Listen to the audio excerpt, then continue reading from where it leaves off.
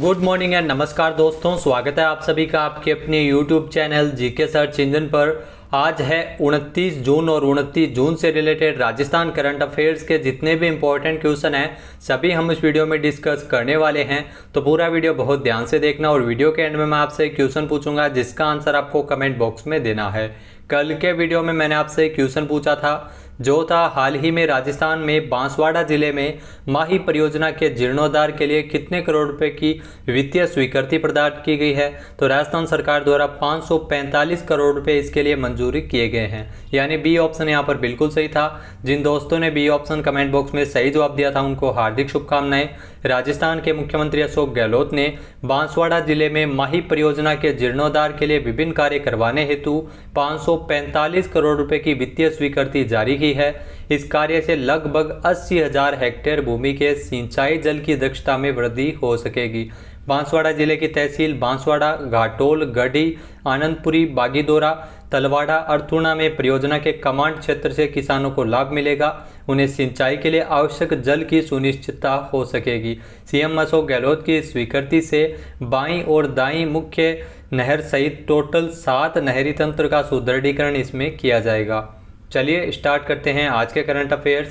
पहला क्वेश्चन है, हाल ही में जयपुर में एसएमएस स्टेडियम के पास स्थित यूथ हॉस्टल में राजीव गांधी युवा एक्सीलेंस सेंटर का शिलान्यास किसके द्वारा किया गया है। तो हाल ही में राजीव गांधी युवा एक्सीलेंस सेंटर का शिलान्यास किया है सीएम अशोक गहलोत ने, यानी ए ऑप्शन यहाँ पर बिल्कुल सही हो जाएगा। आइए जानते हैं इंपॉर्टेंट फैक्ट्स। तो राजस्थान के मुख्यमंत्री अशोक गहलोत ने हाल ही में 28 जून को एसएमएस स्टेडियम के पास स्थित यूथ हॉस्टल में युवाओं को एक ही छत के नीचे तमाम सुविधाएं देने के लिए जो राजीव गांधी युवा एक्सीलेंस सेंटर का शिलान्यास किया है। 4.28 करोड़ रुपए इसकी लागत है। तकरीबन 8 महीने में यह सेंटर बनकर तैयार हुआ है। इस एक्सीलेंस सेंटर में एक साथ करीब 50 लोगों के रहने की सुविधा रहेगी, जिसमें उन्हें प्रशिक्षण, रहने, खाने और पानी की संपूर्ण सुविधा मिल सकेगी। सीएम अशोक गहलोत द्वारा साथ ही साथ घोषणा की गई कि जो प्रदेश का अगला बजट है वो युवाओं पर केंद्रित होगा। नेक्स्ट क्वेश्चन है, हाल ही में राजस्थान के किस जिले ने स्कूली शिक्षा सूचकांक में देश भर में सबसे अच्छा प्रदर्शन किया है। तो राजस्थान के सीकर जिले ने देश भर में स्कूली शिक्षा सूचकांक में सबसे बेहतर प्रदर्शन किया है, यानी बी ऑप्शन यहाँ पर बिल्कुल सही हो जाएगा। आइए जानते हैं इंपॉर्टेंट फैक्ट्स। तो शिक्षा मंत्रालय के स्कूल शिक्षा और साक्षरता विभाग द्वारा 22 जून को जारी की गई performance grading index for district PGID में राजस्थान के सीकर जिले ने सबसे अच्छा प्रदर्शन किया है। इसके बाद झुंझुनू और जयपुर जिले का स्थान रहा था। रिपोर्ट में इन 3 जिलों ने 100 के स्केल पर 81 से 90 स्कोर हासिल कर उत्कृष्ट ग्रेड हासिल किया है। झुंझुनू ने सीखने के परिणाम की श्रेणी में 290 में से 236 अंक हासिल करके इस श्रेणी में सर्वश्रेष्ठ प्रदर्शन किया है। विभाग ने 2018-19 और 19-20 के लिए performance grading index for district जारी किया है, जो व्यापक विश्लेषण के लिए इंडेक्स बनाकर जिला स्तर पर स्कूल शिक्षा के प्रणाली के प्रदर्शन का आकलन करता है। इंडेक्स में राजस्थान ने अति उत्तम श्रेणी में भी अच्छा प्रदर्शन किया है। 24 जिले हैं वो इस श्रेणी में स्थान है वो बनाए थे। नेक्स्ट है, हाल ही में राजस्थान में ग्राम पंचायत स्तर पर पंचायत मिनी सचिवालय स्थापित करने के संचालित किए जाने के निर्देश किसने जारी किए हैं। तो हाल ही में राजस्थान की जो मुख्य सचिव है उषा शर्मा, उनके द्वारा ये निर्देश जारी किए गए हैं, यानी ए ऑप्शन यहाँ पर बिल्कुल सही हो जाएगा। आइए जानते हैं इंपॉर्टेंट फैक्ट्स। तो राजस्थान की मुख्य सचिव उषा शर्मा ने जो विभिन्न विभागों के प्रमुख शासन सचिवों और शासन सचिवों की जो बैठक हुई थी, जिसमें उन्होंने बताया कि जो पंचायत मिनी सचिवालय के काम को चरणबद्ध रूप से प्रदेश में समय पर पूरा किया जाए। प्रदेश की 11,304 ग्राम पंचायतों में से 4,983 ग्राम पंचायतें ऐसी है जहां पर राजीव गांधी सेवा केंद्र, किसान सेवा केंद्र और पटवार घर एक ही परिसर में संचालित है। इन्हें मिनी सचिवालय के रूप में परिवर्तित किया जाए और प्रत्येक सोमवार और गुरुवार को ग्रामीण एवं पंचायती राज विभाग, राजस्व विभाग और कृषि विभाग के कार्मिक परिसर में आवश्यक रूप से इसमें उपस्थित हो सके। एक ही परिसर में पंचायत मिनी सचिवालय में ग्रामीणों को, किसानों को काफ़ी सुविधाएं मिलेगी। जो मुख्य सचिव उषा शर्मा ने सचिवालयों की एक जैसी कलर कोडिंग और ब्रांडिंग करने की भी स्वीकृति प्रदान की है। नेक्स्ट है, हाल ही में राजस्थान में 16वें सांख्यिकी दिवस के अवसर पर राज्य स्तरीय समारोह का आयोजन कहाँ किया जाएगा? तो राजस्थान में 16वें सांख्यिकी दिवस के अवसर पर राज्य स्तरीय समारोह है वो जयपुर में आयोजित होगा, यानी ए ऑप्शन यहाँ पर बिल्कुल सही है। आइए जानते हैं इंपॉर्टेंट फैक्ट्स। तो सांख्यिकी मंत्री गोविंद राम मेघवाल के मुख्य आतिथ्य एवं सांख्यिकी राज्य मंत्री अशोक चांदना की अध्यक्षता में 29 जून को जयपुर के HCM रीपा यानी Rajasthan institute of public administration JLN मार्ग स्थित भगत सिंह मेहता सभागार में 16वें सांख्यिकी दिवस के अवसर पर 29 जून को राज्य स्तरीय समारोह का आयोजन किया जाएगा। प्रोफेसर प्रशांत चंद्र महालनोबिस द्वारा सांख्यिकी क्षेत्र में दिए गए उनके योगदान को देखते हुए उनके जन्म दिवस के अवसर पर हर साल 29 जून को सांख्यिकी दिवस मनाया जाता है। सांख्यिकी निदेशक डॉक्टर ओम प्रकाश बैरवा ने बताया कि सांख्यिकी दिवस के अवसर पर जो इस साल की जो थीम रखी गई है डाटा फॉर सस्टेनेबल डेवलपमेंट, इस थीम पर यह मनाया जा रहा है। तो राज्य स्तरीय समारोह का आयोजन है वो जयपुर में किया जाएगा 29 जून को। इस दौरान सांख्यिकी के क्षेत्र में उत्कृष्ट कार्य करने वाले कार्मिकों को राज्य स्तर पर प्रोफेसर PC महालनोबिस सांख्यिकी अवार्ड से भी नवाजा जाएगा। साथ ही स्टैटिस्टिकल ईयर बुक 2021 का भी विमोचन इसमें किया जाएगा।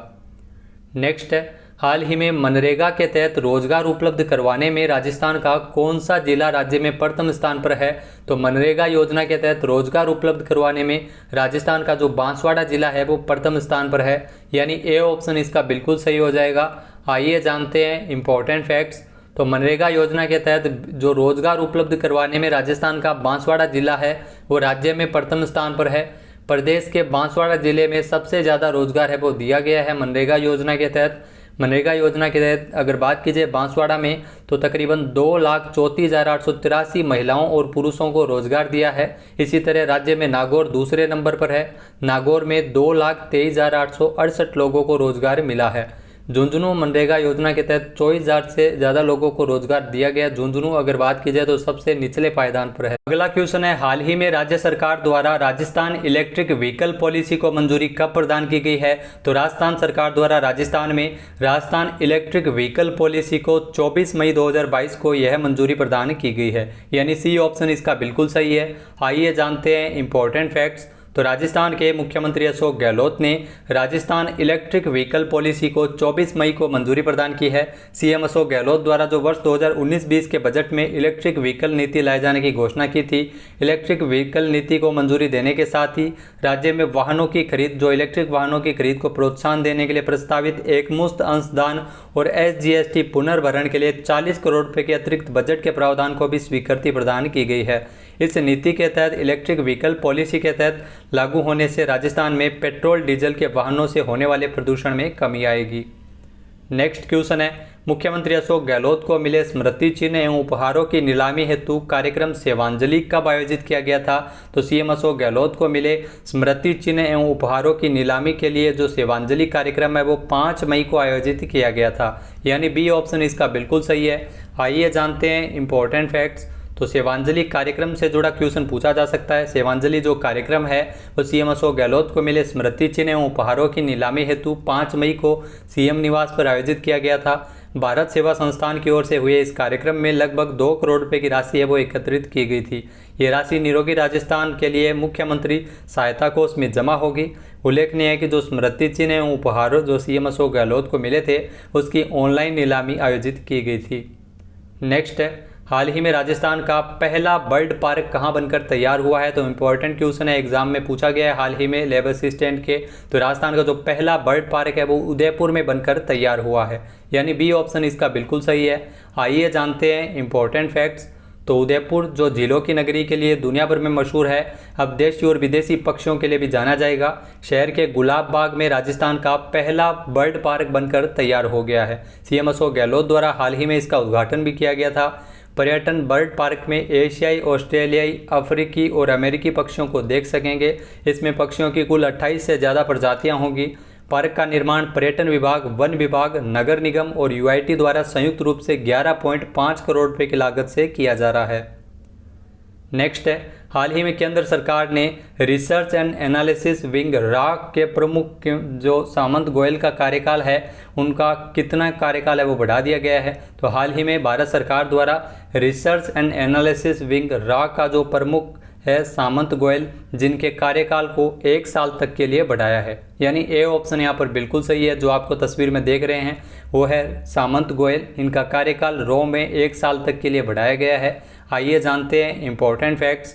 तो भारत सरकार ने रिसर्च एंड एनालिसिस विंग यानी रॉ का जो प्रमुख है रॉ के सामंत गोयल, जिनका कार्यकाल 1 वर्ष तक के लिए बढ़ाया है। रॉ के प्रमुख सामंत गोयल 1984 बैच के पंजाब कैडर के आईपीएस अधिकारी है। उनका कार्यकाल समाप्त हो रहा था, लेकिन अब वे 30 जून 2023 तक इस पद पर बने रहेंगे। सामंत गोयल का पिछले साल भी 1 साल तक के लिए कार्यकाल बढ़ाया गया था। नेक्स्ट क्वेश्चन है, हाल ही में किसे केंद्रीय प्रत्यक्ष कर बोर्ड सीबीडीटी का नया अध्यक्ष नियुक्त किया गया है? तो केंद्रीय प्रत्यक्ष कर बोर्ड सीबीडीटी का नया अध्यक्ष नियुक्त किया गया है नितिन गुप्ता को। यानी ए ऑप्शन इसका बिल्कुल सही है। जो आपको तस्वीर में दिखाई दे रहे हैं आईआरएस अधिकारी नितिन गुप्ता, जो सीबीडीटी के नए अध्यक्ष नियुक्त किए गए हैं। आइए जानते हैं इंपॉर्टेंट फैक्ट्स। तो भारत सरकार ने Indian revenue service IRS officer Nitin Gupta को सीबीडीटी का नया चेयरमैन नियुक्त किया है। Nitin Gupta income tax cadre के 1986 बैच के आईआरएस अधिकारी है और बोर्ड में मेंबर इन्वेस्टिगेशन के रूप में कार्यरत है। वे अगले साल सितंबर में रिटायर होने वाले हैं। इससे पहले वे कंपटीशन कमीशन ऑफ इंडिया के डीजी के रूप में भी कार्य कर चुके हैं। अब बात कर लेते हैं आज के हमारे क्विज की। तो आज का हमारा क्विज है, हाल ही में राजस्थान के किस जिले में पक्षी तीर्थ नामक एक 6 मंजिला रंग बिरंगा अपार्टमेंट पक्षियों के लिए बनाया गया है? एक बार फिर से सुनिएगा, राजस्थान के किस जिले में पक्षी तीर्थ नामक एक 6 मंजिला रंग बिरंगा अपार्टमेंट है वो पक्षियों के लिए बनाया गया है? इसका सही आंसर आपको कमेंट बॉक्स में देना है। और अगर ये वीडियो आपको पसंद आए तो इसे लाइक और शेयर जरूर कीजिएगा। साथ ही साथ हमारे चैनल को भी जरूर सब्सक्राइब करें। वीडियो की जो पीडीएफ फाइल है वो आप वीडियो के डिस्क्रिप्शन बॉक्स से डाउनलोड कर सकते हैं और इस क्वेश्चन का आंसर आप वोट करके भी कर सकते हैं। वीडियो देखने के लिए धन्यवाद। जय हिंद, जय भारत, जय राजस्थान।